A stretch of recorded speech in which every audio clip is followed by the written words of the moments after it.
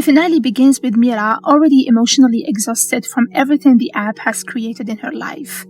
When Konam discovers the boyfriend-on-demand account, the situation becomes impossible to ignore. He learns that Mira created a virtual character named Yongil, a boyfriend who looks exactly like him. Mira insists it wasn't intentional. She explains that she originally joined the app for work purposes while writing reviews about the platform. Somehow the system generated a character who resembled Konam perfectly. Instead of reacting with anger, Konam admits something more complicated. He doesn't know what he feels yet. The discovery leaves him confused rather than furious, and he asks for time to sort out his emotions. That uncertainty creates distance between them almost immediately. Their conversations become shorter, their messages feel colder, and Mira begins to fear that she may have damaged their relationship beyond repair. As Mira struggles with Konam's growing distance, the contrast between reality and the app becomes clear. Inside Boyfriend on Demand, Yongil always knows exactly what to say. He listens patiently, reassures her, and never misunderstands her feelings. In real life, Konam is harder to read. He hesitates, overthinks, and sometimes pulls away when things become emotionally complicated. That difference highlights one of the core ideas of the series.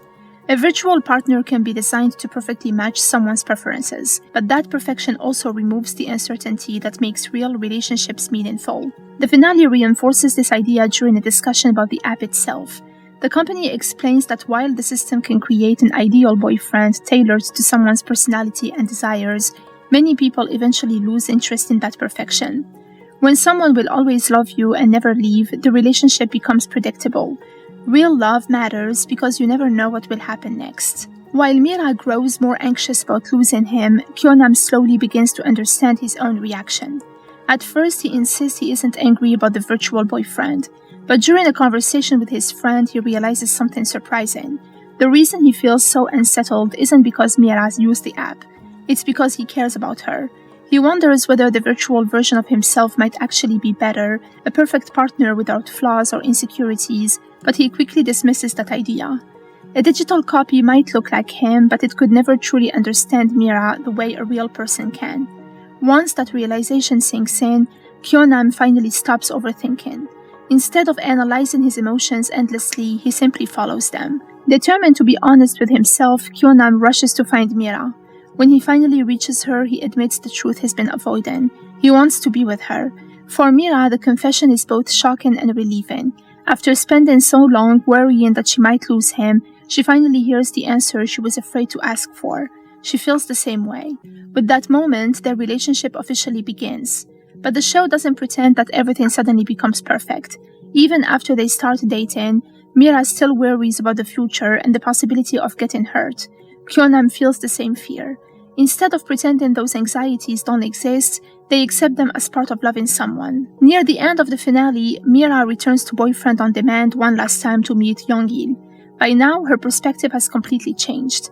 Earlier in the series, the app felt like a safe place where she could explore romance without risking her heart. Yongil represented a perfect partner who would never disappoint her. But after everything that happened with Konam, Mira understands something important. A relationship without uncertainty may be comfortable, but it isn't truly alive.